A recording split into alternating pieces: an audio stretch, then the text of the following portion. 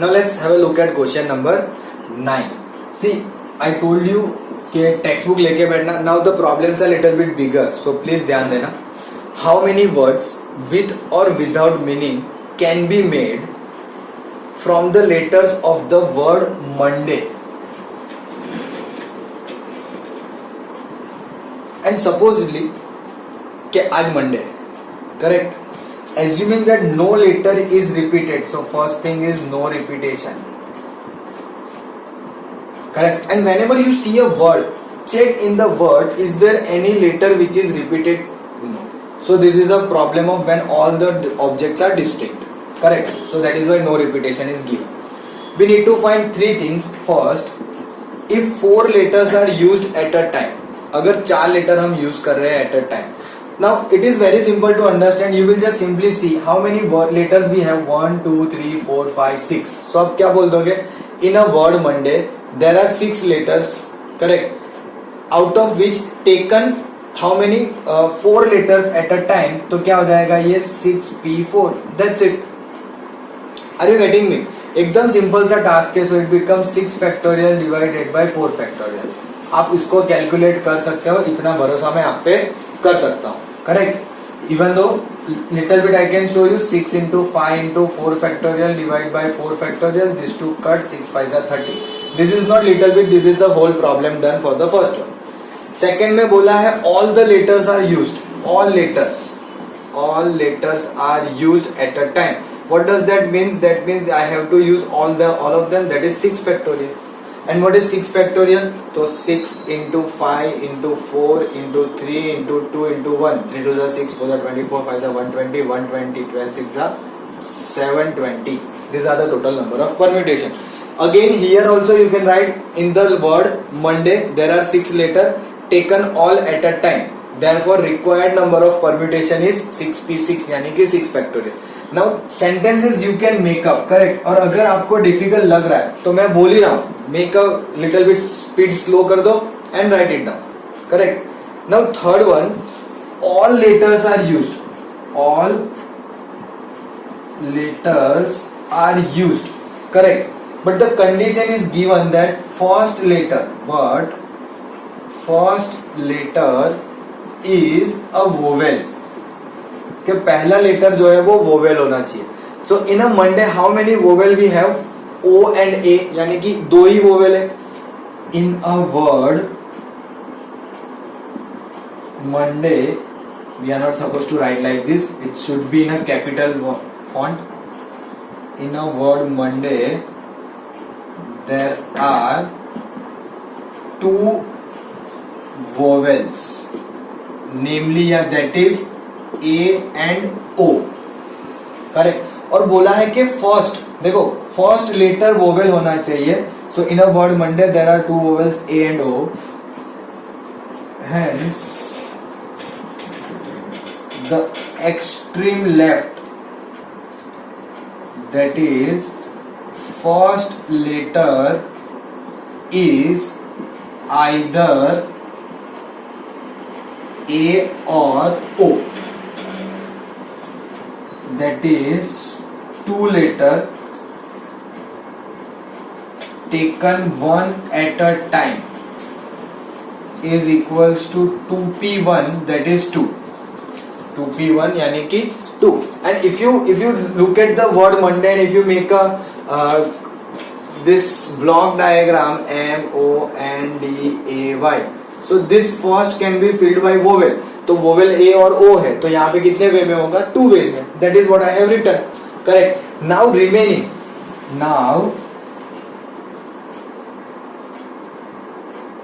Remaining places, कितनी place बची? 5 1 2 3 4 5.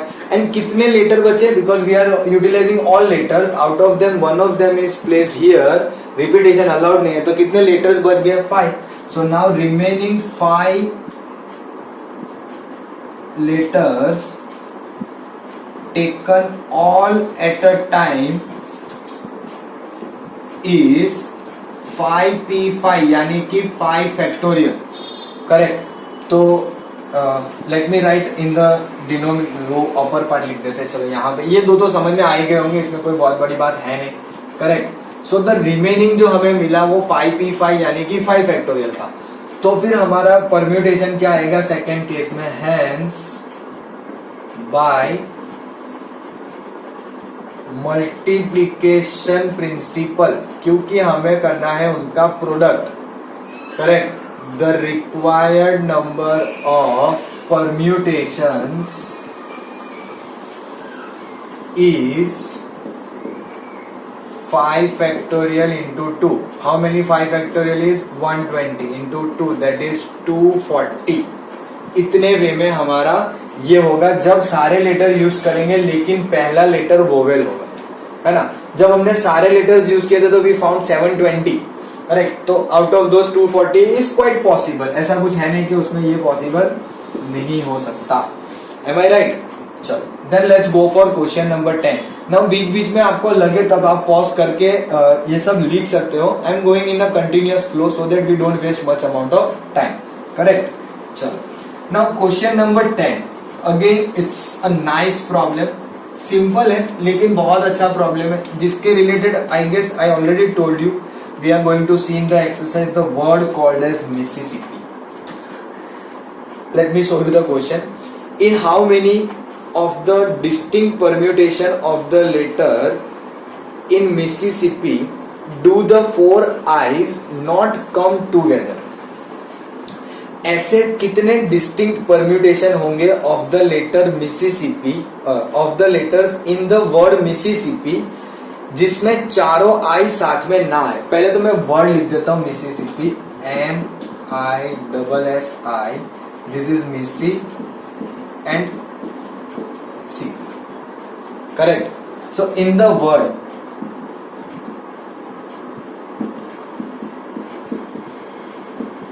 Mississippi there are 4 I's, 1 2 3 4, 4 S, अब 4 S's तो नहीं लिखेंगे, let's see 4 S only, 1 2 3 4, 2 P's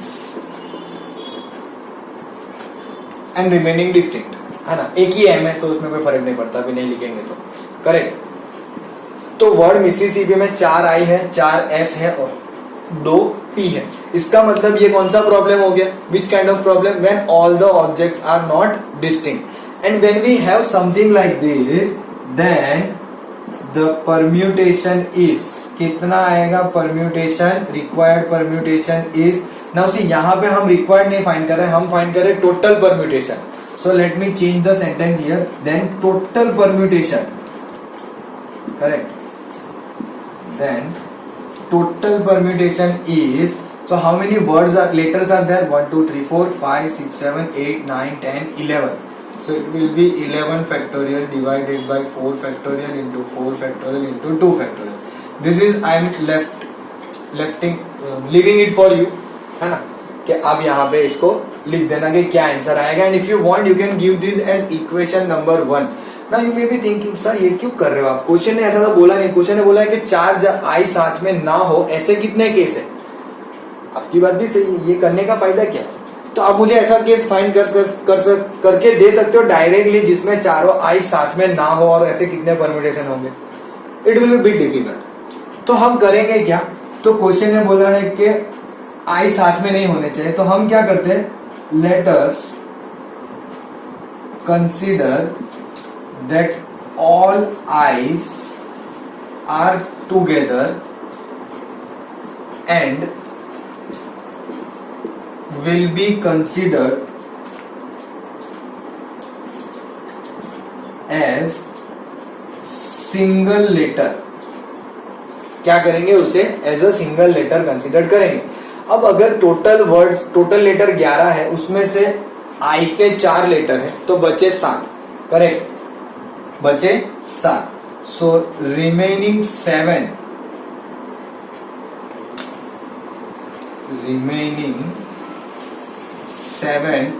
and 4 I's as a single letter account for 8 letters in which इन विच, क्यों, तो I भले चले गए, हमारे पास 4s और 2p's तो है ना, correct, in which 4s and 2p's gives permutation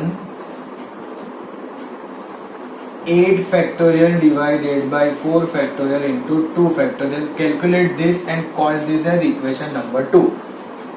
अरे गेटिंग, हमने क्या किया, पहले सारे वर्ड को कंसीडर करके उसका परम्यूटेशन निकाल दिया, फिर ऐसा किया कि भाई चलो चारों चार आई को साथ में ले लेते, क्योंकि क्वेश्चन ने बोला है कि जब चार आई साथ में नहीं होंगे तो कितने परम्यूटेशन होंगे या कितने हम डिस्टिंक्ट परम्यूटेशन बना सकते हैं।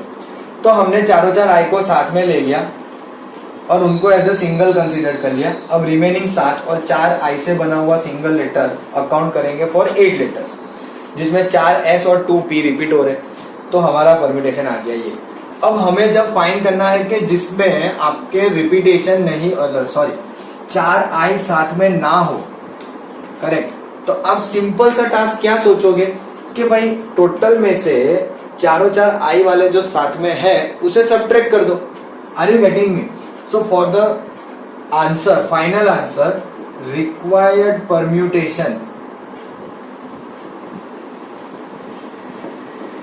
when all i's are not together is equals to, इन दोनों का सब्ट्रैक्शन। अब I don't know exact value, तो मैं फिलहाल पूरे के पूरा फॉर्म ही लिख रहा हूं, -8 factorial upon 4 factorial into 2 factorial. You people are again, see आपने तो ऑलरेडी यहाँ पे वैल्यू कैलकुलेट कर ली होगी, तो आपको तो सिंपल यहाँ पे जो आंसर आएगा वो और यहाँ पे आंसर आएगा वो, उन दोनों को सब्ट्रैक्ट करना है। That is why we give them equation 1 and 2, correct. हमारा रिक्वायर्ड परम्यूटेशन क्या है, जब सारे आई साथ में ना हो। क्वेश्चन ने बोला all 4 I's not come together, so when all I's are not together, तो उसके लिए क्या हो जाएगा, तो कि सारे परम्यूटेशन में से हमने हमारे चारों चार आई साथ में होते हैं उनके उतने परम्यूटेशंस माइनस कर दिए।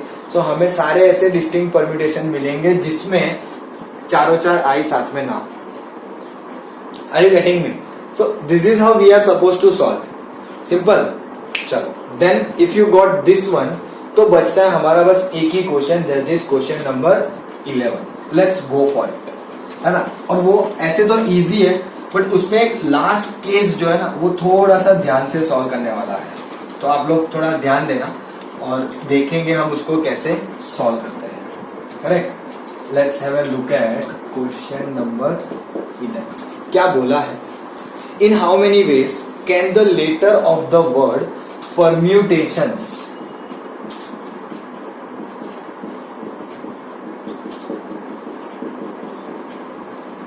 letters of the word permutation be arranged if the first one, words start with P and end with S, start with P and end with S, ऐसे कितने परम्यूटेशन होंगे इन द वर्ड परम्यूटेशंस जो start P से होगा और and S से होगा। तो if you look at this, तो P और S तो एक काइंड ऑफ वे में फिक्स हो गए हमारे, करेक्ट है ना। तो हम क्या बोल देंगे, let us fix P and S at starting and ending respectively. Hence, from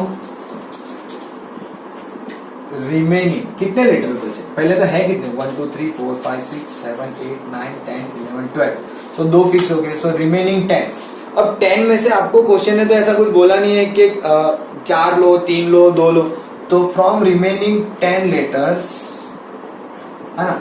अब ये देखो इन विच, तो कि रिमेनिंग 10 में ध्यान से देखना, हाँ, ई रिपीट नहीं हो रहा है, आर नहीं हो रहा है, एम नहीं हो रहा है, यू भी नहीं हो रहा है, टी 2 बार आ रहा है, इन विच 2 टीज, ए भी नहीं हो रहा, आई भी नहीं हो रहा, ओ भी नहीं हो रहा, एन भी नहीं हो रहा है, correct, only 2 T's, in which 2 T's can be arranged in 10 factorial by 2 factorial. अब इसे भी कैलकुलेट कर ही सकते हो ना, 10 9 8 7 6 5 4 एंड 3 2 फैक्टोरियल कट हो जाएगा। अब मैं लिखूं ना लिखूं कोई फर्क नहीं पड़ता, करेक्ट। सो जब आपका कोई वर्ड P से स्टार्ट हो रहा है और S से खत्म हो रहा है तो हमें टोटल कितने परम्यूटेशन मिलेंगे 10 फैक्टोरियल बाय 2 फैक्टोरियल। सिंपल सा प्रॉब्लम है, आई डोंट थिंक सो कि यहां तक कोई भी डिफिकल्टी होगी। Now let's look at the second one. Second में बोला है वोवेल्स आर ऑल टुगेदर। तो वी नो वोवेल्स को टुगेदर कैसे लाया जाता है। पहले चेक करो कौन से वोवेल्स है। ए है, ई है, आई, ओ, यू, चार पांचों के पांचों वोवेल्स है। इन वर्ड permutations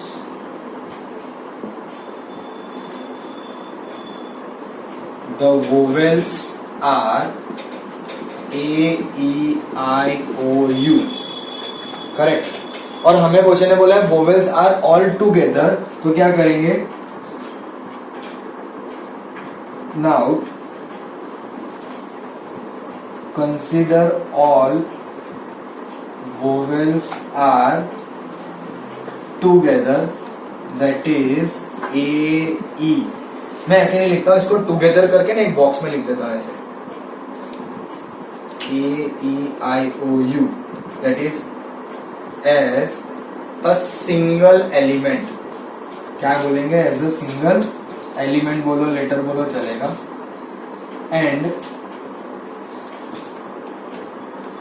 नहीं बोलते, चलो सिंगल एलिमेंट हो गया। अब देखो टोटल 12 थे, 12 में से 5 चले गए। Is there any one of them is repeating? No. A एक ही बार है, E also one time, I also one time, O also and U also, सब वन टाइम है, कोई रिपीट नहीं हो रहा है, करेक्ट। सो इजीली पता चल गया 5। नाउ टोटल 12 में से 5 जाएंगे तो कितने बचेंगे 7। उस 7 के रिमेनिंग 7 बचे और उसमें एक ये कंसीडर होगा। Now remaining 7 and A, E, I, O, U as a single element or single letter account for कितने हो जाएंगे 8 letters। अगेन इसमें 2 T's are there, क्योंकि T तो रिपीट अभी भी हो ही रहा है ना, T को कहां फर्क पड़ रहा है। in which 2 T's can be arranged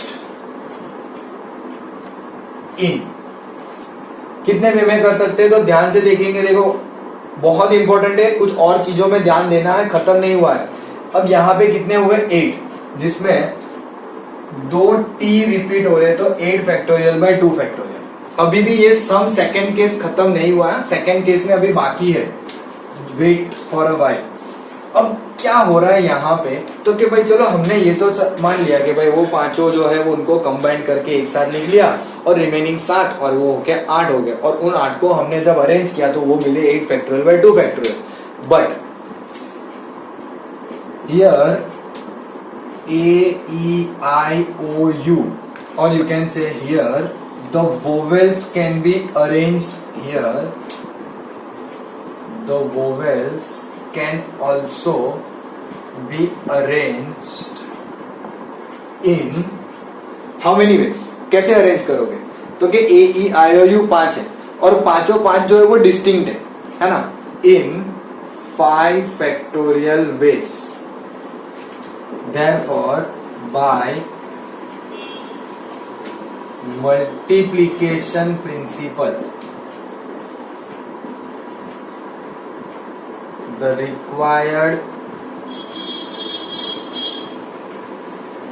arrangements are कितने होंगे? तो के 5 factorial into 8 factorial upon 2 factorial calculate करके आंसर ले आना।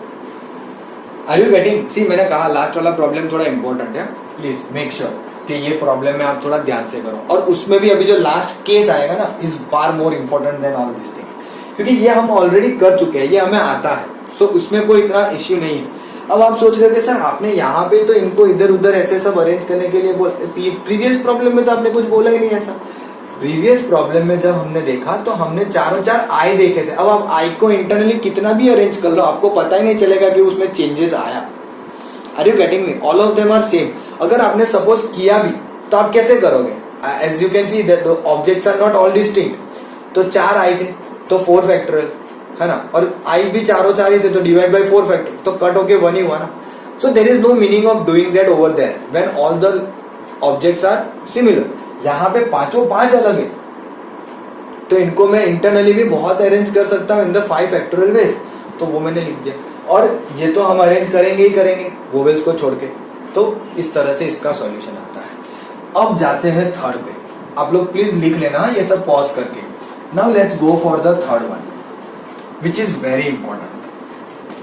पर्सनली मुझे वो पर्टिकुलर क्वेश्चन बहुत पसंद है क्योंकि उसमें ना जो सोचना है it's quite unique.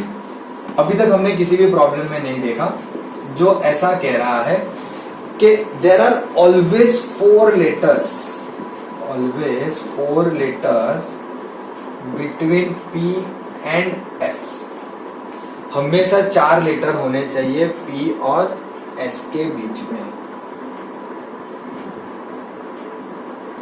P E R M U T A T I O N S. 1 2 3 4 5 6 7 8 9 10 11 12 12 हो गए. करेक्ट. अब आप सोच रहे हो कि सर आप तो परम्यूटेशन कर रहे हो, यहाँ पे क्यों इसको बनाया? तो ये जस्ट अंडरस्टैंडिंग के लिए करेंगे परम्यूटेशन ही. We are not going to solve the fundamental principle, just understand this. Suppose बोला क्या है, 4 लेटर रखने हैं बिटवीन P एंड S, है ना. कम से कम ऑलवेज 4 लेटर रहेंगे P और S में. तो सपोज मेरे पहले ब्लॉक में P है, उसके बाद मुझे कोई 4 लेटर रखने हैं, तो 1 2 3 एंड 4, और फिर मेरा S आएगा यहाँ पे.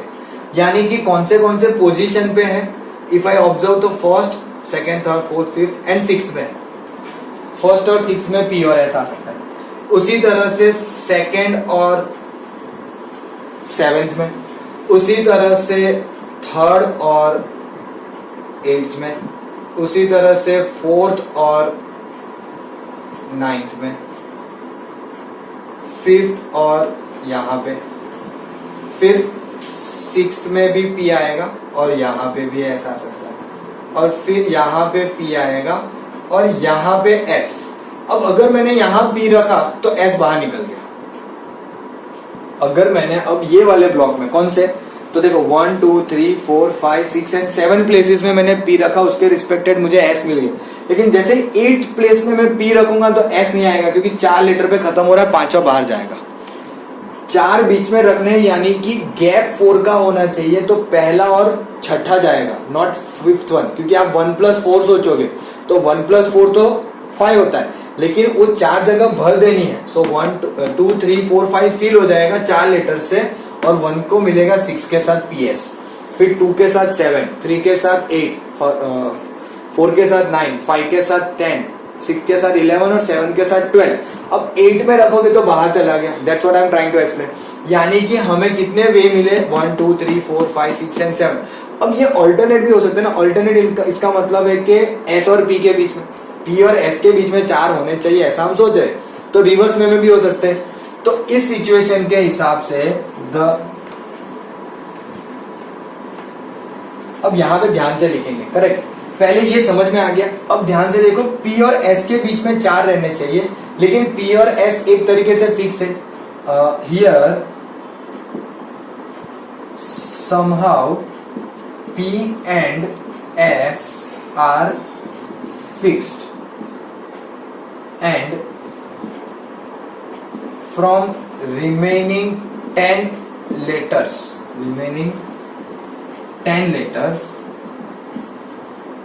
in which 2 T's can be arranged in how many ways, 10 factorial by 2 factorial. आप सोचोगे सर ये तो पहला ही केस सॉल्व किया.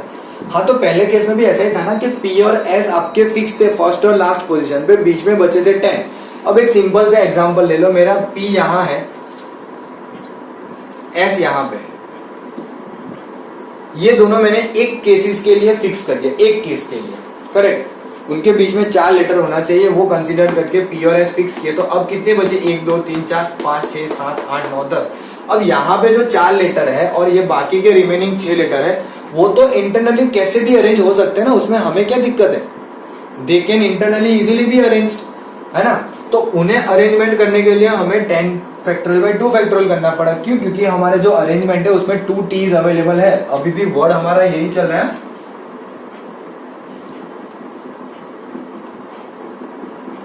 सो p और s दो फिक्स है, बाकी में t रिपीट हो रहे हैं, तो हमें 10 फैक्टोरियल बाई 2 फैक्टोरियल कर दिया। ये तो जब हमने ऐसा एक केस किया तो। अब वैसे कितने केस बने हैं? 7, और सातों 7 केस में हम उन दोनों को भी तो अरेंज कर सकते हैं ना। Are you getting me? बहुत सिंपल सा टारगेट है। अब यहाँ पे लास्ट स्टेटमेंट लिखेंगे, लेकिन लास्ट नहीं होगा, सॉरी, बाद में बाय प्रिंसिपल मल्टीप्लिकेशन प्रिंसिपल करना पड़ेगा। Correct.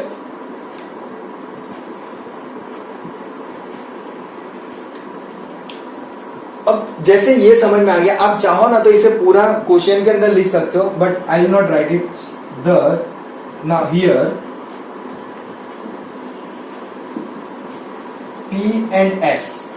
P and S can be placed in 7 ways. क्यों 7? ये रहे आपके लिए वो सातों 7 तरीके। Correct. And can be arranged in 7 into 2 factorial, यानी कि 7 into 2 14 ways। सिंपल। फिर बोल देंगे बाय मल्टीप्लीकेशन प्रिंसिपल। क्यों मल्टीप्लीकेशन ही किया? क्योंकि हमें सारे केसेस फाइंड करने हैं। यहाँ पे ऐसा नहीं है कि एक बार P और S फिक्स कर दिया और 10 वेज में बाकी का अरेंज किया तो एक केस, फिर प्लस करके दूसरा। अब वो सब प्लस करोगे तो इवेंचुअली यही आएगा, क्योंकि आप P और S को भी अल्टरनेट तो करोगे ना, S और P।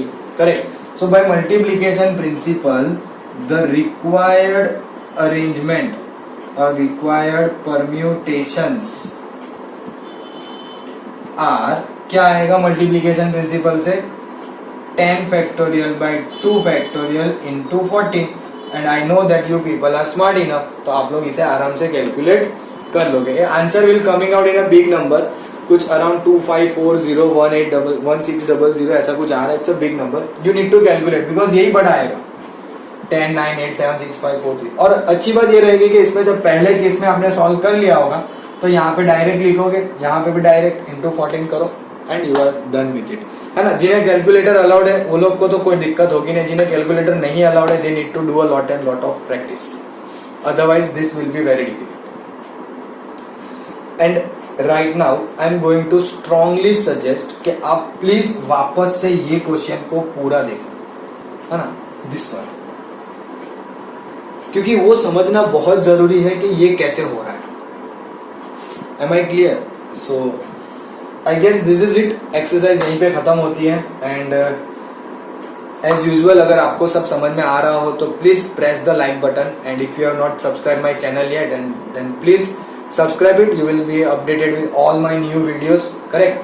नेक्स्ट हम स्टार्ट करेंगे कॉम्बिनेशन, वो भी आपको पता चलेगा। Correct. So that's it from my side for the day. Thank you so much for watching.